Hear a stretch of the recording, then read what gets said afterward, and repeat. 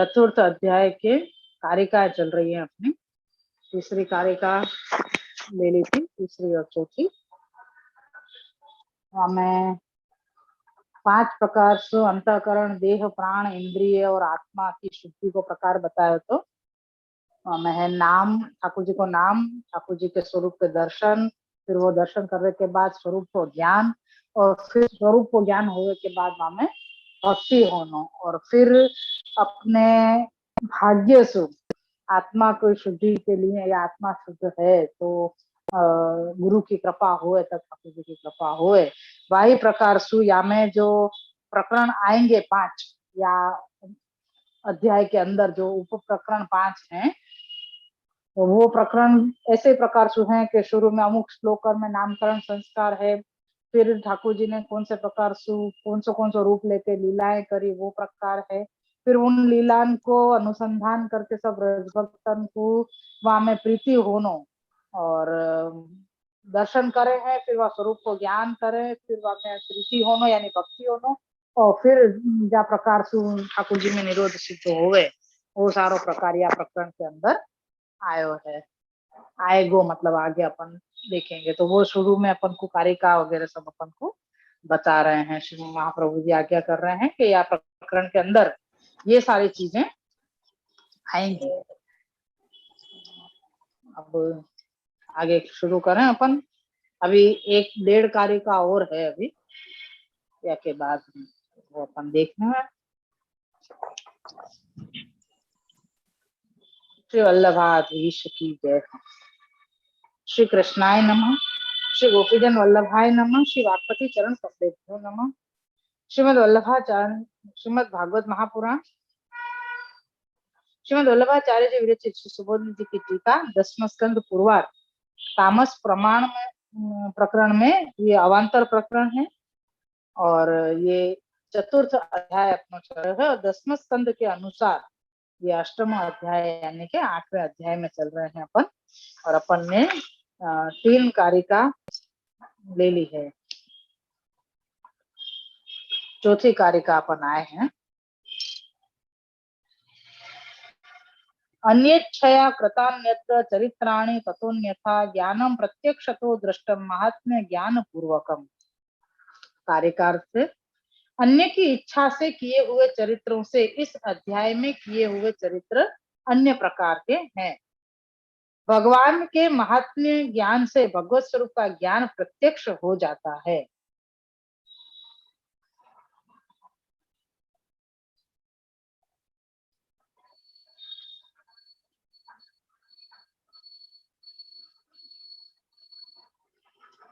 या कारिका के व्याख्यार्थ टिप्पणी जी में श्री गोसाई जी ने दी है। पर तीसरो जो लियो थो तीसरी कारिका वाको में एक बार वापस बोलू, वाको भी खुलासा दियो भयो है के अंदर, मैं फिर से जरा देखूं। तीसरी कारिका को अर्थ है कि नामकरण संस्कार इसलिए किए जा रहे हैं कि नाम को जब संस्कार हुए तब वे नाम शुद्धि करते हैं, और भगवान अपनी इच्छा से न कि देवताओं की इच्छा से भूमि भार हरणार्थ कार्य के लिए जो स्वरूप प्रकट कियो है, क्योंकि वह रूप अंश कला व व्यूहों का है। तो भगवान अपनी इच्छा से जो लीला करते हैं, उस लीलार्थ जिस रूप को प्रकट करते हैं वह पूर्णानंद रूप होने से शुद्धि करने वाला होता है। या के ऊपर भी श्री गोसाई जी ने टिप्पणी जी करी है, वाको खुलासा भी है थोड़ा सो, और वाके बाद आज के श्लोक ये कारिका को भी खुलासा दिए गए है। यानी है कि अंतःकरण की शुद्धि को कार्य मर्यादा मार्गीय है, इसलिए मर्यादा मार्ग में पुरोहित द्वारा उपदिष्ट संस्कृत यानी संस्कार किए हुए नाम ही शोध कहलाते हैं। यानी प्रभु चरण कहने का स्वारस्य ये है कि पुष्टि मार्ग में भगवान नामों के संस्कार की आवश्यकता नहीं है।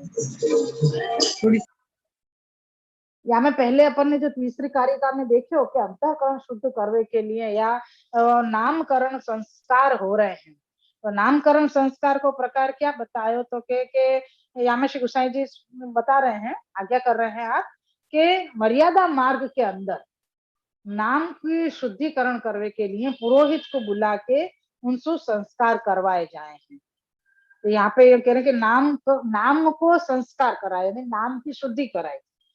और फिर श्री गोसाई जी को कहवे को मूल अर्थ ये है कि पुष्टि मार्ग में भगवत नामों के संस्कार कराने की आवश्यकता नहीं है, क्योंकि पुष्टि मार्ग में भगवत नाम सहज संशोधक है। संशोधक के मतलब आप ही भगवत नाम ही स्वरूप है, स्वरूप की शुद्धिकरण नहीं करवे की हो, लेकिन मर्यादा के अनुसार, जैसे कोई अपन कहे कि बालक को नाम रखना है तो वह नाम को संस्कार कराना पड़े ताकि वह नाम की शुद्धि हो जावे।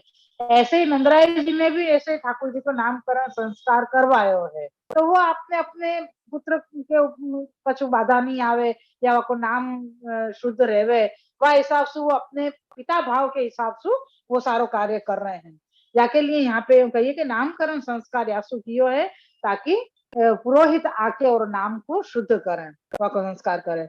और जब अंतःकरण पूर्ण शुद्ध न हुआ हो तब तक भगवान के रास संबंधी लीलाओं वाले रूप की भावना नहीं करनी चाहिए। बहुत ही समझने वाली और बहुत हृदयारूढ़ करने वाली बात है ये। पहले तो कह रहे हैं कि पहलो प्रकार तो ये बता दियो कि मर्यादा के अंदर जा प्रकार सु नाम की शुद्धि कराई जावे, ऐसे नंदराय जी ने ठाकुर जी के नामकरण संस्कार करवाए।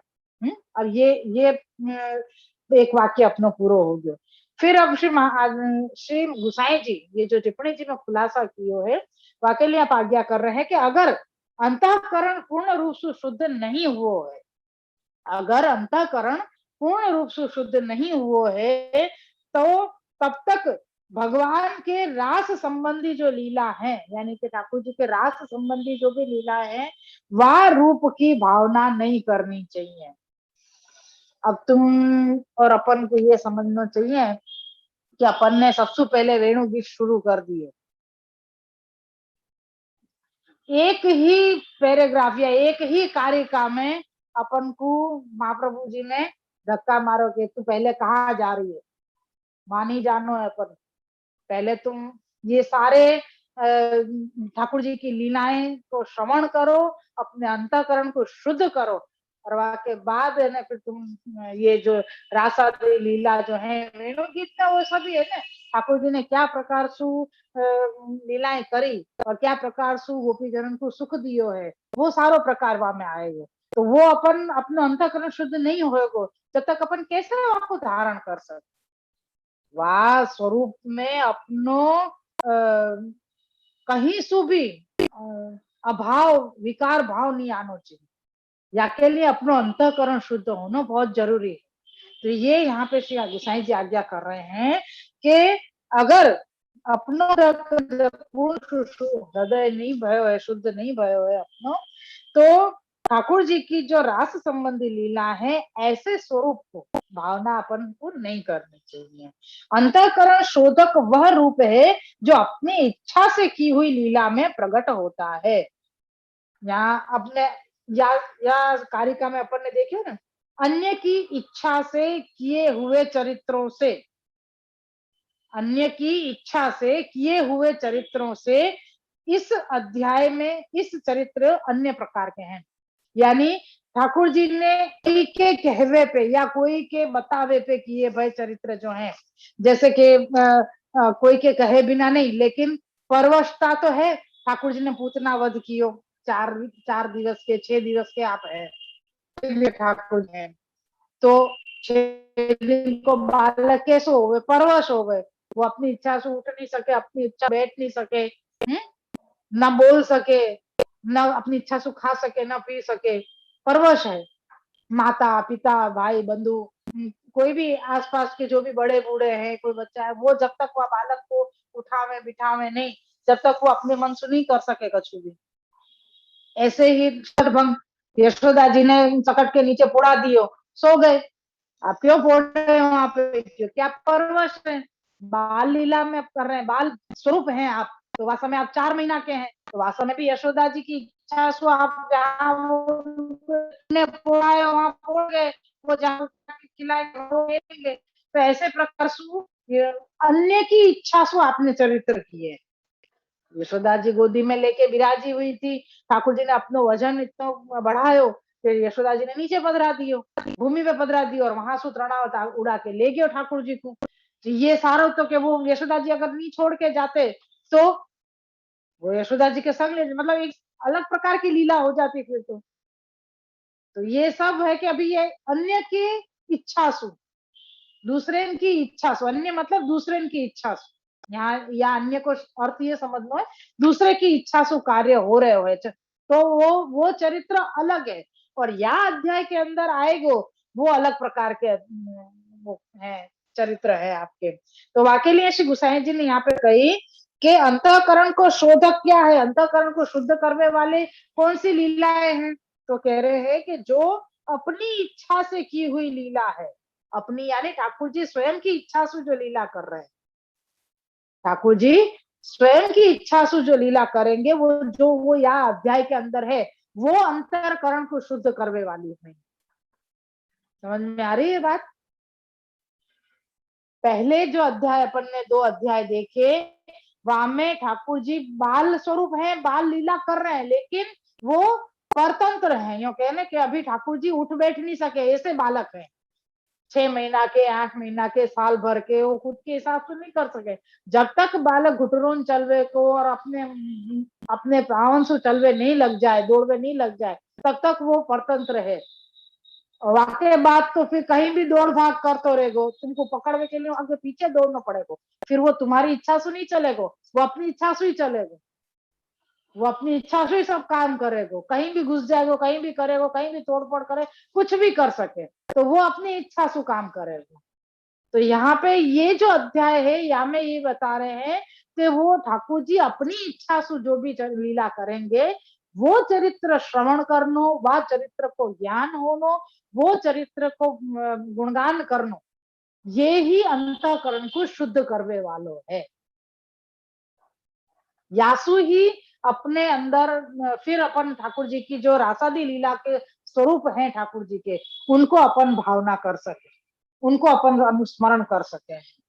तो यहाँ पे श्री आचार्य श्री गुसाई जी ने टिप्पणी जी में ये खुलासा किया है कि मैं फिर से एक बार मैं पढ़ूं वापस से, और जब तक अंतःकरण पूर्ण हृदय शुद्ध न हो जाए तब तक भगवान के रास संबंधी लीलाओं वाले रूप की भावना नहीं करनी चाहिए। अंतःकरण शोधक वह रूप है, यानी अंतःकरण को शुद्ध करने वालों रूप कौन सा है, तो कि जो अपनी इच्छा से की हुई लीला है वो प्रकट हुए, वो ही लीला को अपनो अंतःकरण शुद्ध होगा, और वह ही आनंदमय होने से शोधक है, यानी कि शुद्ध करने वालों है। ये गुसाई जी ने टिप्पणी जी में ये खुलासा किया है। अब आगे और खुलासा दियो गयो है, दूसरी व्याख्या दी है ये चौथी कारिका जो अपन ने अभी करी वाके लिए कि भगवान के महात्म्य ज्ञान से भगवत स्वरूप का ज्ञान प्रत्यक्ष हो जाता है। ये कारिका के एक एक शब्दन को समझना श्री महाप्रभु की श्री गोसाई जी की कृपा से बहुत जरूरी है, और वो समझ के ही अपन अध्याय में क्या आएगो या अध्याय में जैसे जैसे वर्णन आएगो तो वाको अपन को समझने में सरलता रहेगी, या समझने की ये या प्रकरण के अंदर अध्याय में क्या समझाना चाह रहे हैं, ये चीज अपन को पहले समझनी है। कि ये समझा रहे हैं कि यहाँ में नाम को प्रकार बतायो, फिर अलग अलग लीलान को प्रकार बतायो, जो चीज अपन देख रहे हैं ठाकुर जी अलग अलग लीला कर रहे हैं तो वो अपन दर्शन कर रहे हैं, समझ लो इन्हें देख रहे हैं, पहले नाम बतायो फिर स्वरूप दिखा रहे हैं, फिर वो स्वरूप के लीलान को ज्ञान करा रहे हैं कि ठाकुर जी ने ये जो लीलाएं करी हैं ये लीलाएं अपन को हृदयारूढ़ यासु करनी है, ताकि अपन रासादी लीला को जो स्वरूप है ठाकुर जी को वाको अपन अनुसंधान कर सके, वाकी भावना कर सके, वा स्वरूप की भावना करवे सु अपन भी वा में रम सके, मतलब अपन वाके अंदर ओत प्रोत हो सके, ये मतलब ये प्रकार या के अंदर आयो है। तो ये सब मतलब कारिका में समझना अपन को जरूरी है। तो यहाँ पे आगे श्री श्री व्याख्या बता रहे हैं दूसरी दूसरी ये कारिका की, श्री गोसाई जी ने बताया है कि भगवान आनंद स्वरूप है, इसलिए भक्तों को भगवान के संबंध से आनंद ही प्राप्त होता है। ठाकुर जी आनंद स्वरूप है, ठाकुर जी आनंद स्वरूप है, और ठाकुर जी के संबंध सु भक्तन को भी आनंद होएगो। ये चीज है। इसलिए इस अध्याय में कहीं भी भक्तों को कुछ भी दुख की प्राप्ति नहीं हुई है। और ये सब याद रखियो है, ये सब याद रखने की बातें हैं। यहाँ पे क्या कह रहे हैं कि ठाकुर जी आप स्वयं आनंद स्वरूप हैं और आपके संपर्क मतलब संबंध से आपको संबंध होवे सु भक्त को भी आनंद ही प्राप्त हुए है। तो यह अध्याय के अंदर जो भी कहो गयो है वासु भक्तन को कोई भी प्रकार को दुख नहीं हुआ है, कोई भी प्रकार से भक्तन को दुख नहीं भयो है, क्योंकि भगवान जब स्वतंत्र अपनी इच्छा से लीला करते हैं तब भगवान का रूप भक्तों को आनंद देने वाला आनंद रूप ही है। समझ में आई? यह अध्याय के अंदर ठाकुर जी जो भी लीला करेंगे वो लीला भक्तन को आनंद देने वाली ही है, क्योंकि ठाकुर जी स्वयं अपनी इच्छा से कर रहे हैं। ठाकुर जी अपनी इच्छा से कर रहे हैं ना, यासु वो आनंद देने वाली होगी। आज कोई के मनोरथ पूर्ण कर रहे होंगे तो भी या में भी मनोरथ पूर्ण करने का प्रकार तो आएगा ही, लेकिन फिर भी एक अपनी इच्छा से चल मेरे को तेरे ऊपर कृपा करने की इच्छा हो गई आज, ऐसा मतलब ठाकुर जी विचार है अपने ऊपर अपन के लिए कि चल मुझको तेरे ऊपर कृपा करने की इच्छा हो गई, तो अपन ना पढ़ेंगे नहीं नहीं तो आप ऐसा मत करो, उनको ये सब अच्छा नहीं लगे, ऐसे करवे जाएंगे का अपन? नहीं नहीं, क्योंकि ठाकुर जी अरे वाह कृपा विचार रहे हैं आप सामने से, फिर वो चाहे कुछ भी हो अपन वाके लिए मना नहीं करेंगे। क्यों? क्योंकि अपन को भी वो आनंद दे रहे हो, वो जो भी आप लीला कर रहे हैं वो अपन को भी आनंद दे रही है। यासु अपन वाके वा में ओतप्रोत हो जावे या वह लीला को अपन खुद ग्रहण करने की इच्छा करें या वहां में अपन भी आनंद लेने की इच्छा करें। तो ये जगह ठाकुर जी अपनी इच्छा से ये सारे लीलाएं कर रहे हैं, यासु अपन को भी मतलब भक्तन को भी वो लीला आनंद देने वाली है। किंतु जहां अन्य की इच्छा से यानी अधीन होकर लीला करते हैं उस समय भक्तों को कुछ दुख भी होता है। इसलिए इस अध्याय में वर्णित चरित्र दूसरे प्रकार के हैं। ये लाइन तो बहुत ही समझने जैसी है, मैं यही रखूंगी क्योंकि यह चीज को समझना अपन को बहुत जरूरी है। चली वाली लाइन में श्री गोसाई जी ने आज्ञा करी कि अगर अन्य की इच्छा से कोई कार्य कर रहे हैं या कोई लीला कर रहे हैं तो वो कदाच भक्तन को दुख देने वाली हो सके। क्यों? ऐसा क्यों कही? आज मैंने इच्छा करे कि नहीं प्रभु आप ये अरोगो ने, अरे भाई मेरे को नहीं अच्छो लगे, नहीं नहीं प्रभु आप अरोगो ने, अरे मुझको यासु नहीं ठीक पड़े। जैसे हम लोग कहीं जावे ना पदरामणी में तो हमारे पीछे पड़ जावे, बेचारे वैष्णव को भाव हो बाकी मैं मना नहीं कर रही, लेकिन कोई चीज है नहीं आपको अरोग में पड़ेगा, मैंने बहुत शुद्धता सु अच्छे सु ठाकुर जी को भोग धर के बाकी नारियल के जल में बनायो के बोरिंग के जल में बनायो कैसे भी करके बनायो, आपको आरोग में पड़ेगा। अरे भाई मेरे को ये सब नहीं अनुकूल आवे तो नहीं नहीं जे आप आटलू मान नहीं राखो मारू, यो करके जबरदस्ती आरोग आ गए। और अपन ने आरोग मनोरथ वाको पूरो कियो, वाको आरोग आनो है, अपन ने आरोग लियो, लेकिन अपन को खबर थी कि ये चीज हमको दुख देगी, तो हमारे दुख होवे सु वाको दुख भयो ने वापस हाय हाय मैंने क्यों आरोग आयो, देखो जे देखो अनुकूल नहीं आयो, तबियत बिगड़ गई या कछु हो गया या कुछ भी, एक ये तो साधारण एक उदाहरण दियो मैंने। ऐसे प्रकार से जीव जब हट करे है, जीव जब हट करे है ठाकुर जी के सामने और ठाकुर जी से ऐसी बात मनवावे जो हमारे लिए अच्छी नहीं, जो हमारे लिए अच्छी नहीं, अगर फिर भी मनोरथ पूरा करने के लिए ठाकुर जी वो लीला करेंगे, ठाकुर जी को हानि नहीं होगी लेकिन भक्त को दुख होगा। क्यों? क्योंकि आपको खबर है, जैसे कृष्णदास मेघन जी की वार्ता चल रही है, 3 बार वरदान मांगो कि सिद्धांत पुष्टि मार्ग को जो है वो हृदयारूढ़ होवे, मुखरता दोष जावे और आप मेरे गुरु के घर पधार के और गुरु को अंगीकार। 2 बखत 3 बखत महाप्रभु जी ने हामी भरी, पर गुरु भाव अन्य में हतो, यासु गुरु भाव अन्य में हतो, यासु न उनको मार्ग को सिद्धांत हृदयारूढ़ गयो, न उनको मुखरता दोष गयो और गुरु के घर तो पधारे ही नहीं श्री महाप्रभु जी। तो पहली बार जब मांगे तब उनको सामर्थ्य थोड़ो घट गयो, कृष्णदास मेघन को सत जो हतो वो थोड़ो सो घट गयो, यूं कह सके। दूसरी बार वरदान मांगो वही के वही। फिर श्री महाप्रभु जी ने तो हम ही भरे कि हाँ ठीक है, 2 वरदान दिए, तीसरा नहीं दिए, लेकिन तीसरे के कारण दूसरे 2 भी जो हते वो फलीभूत नहीं भय। तो फिर दूसरी बार थोड़ा सत और घट गयो कृष्णदास। तीसरी बार जब मांगो तब सोरम जी में ही हते तो विनती करी आप मेरे गुरु के घर पधारो, तो आपने तो ना ही करी, और तो मैंने कि तो मैं गुरु को मिल आऊं यूं, तो उनके लिए भी मना कर कि तुम मत जाओ, दुख पाओगे। लेकिन फिर भी गए गए तो दुख भयो, क्यों? क्योंकि जिनको सर्वस्व मान्यो, जो पुरुषोत्तम स्वरूप हृदय में धारण कियो उनने श्री महाप्रभु जी को, उनके लिए जो उनके गुरु बोले मेघन जी के, कृष्णदास मेघन के जो गुरु बोले वो उनको सुनना पड़ो। कृष्णदास मेघन को सुनना पड़ो ना कि तुम ये कैसे कह सको कि वो पूर्ण पुरुषोत्तम है, तेने दूसरे गुरु कर लिए, या जो भी कछु उनने कही वो, तो उनको साबिती देनी पड़ी कि मेरे महाप्रभु जी पूर्ण पुरुषोत्तम है, ये साबिती देनी पड़ी उनको। तो ये दुख भयो उनको, क्योंकि अभी तक अन्य को आश्रय तो वो, मतलब जब ठाकुर जी या बालक कोई आज्ञा कर रहे हैं कि तुम ये चीज मत करो, तो वाकु सोचो समझो।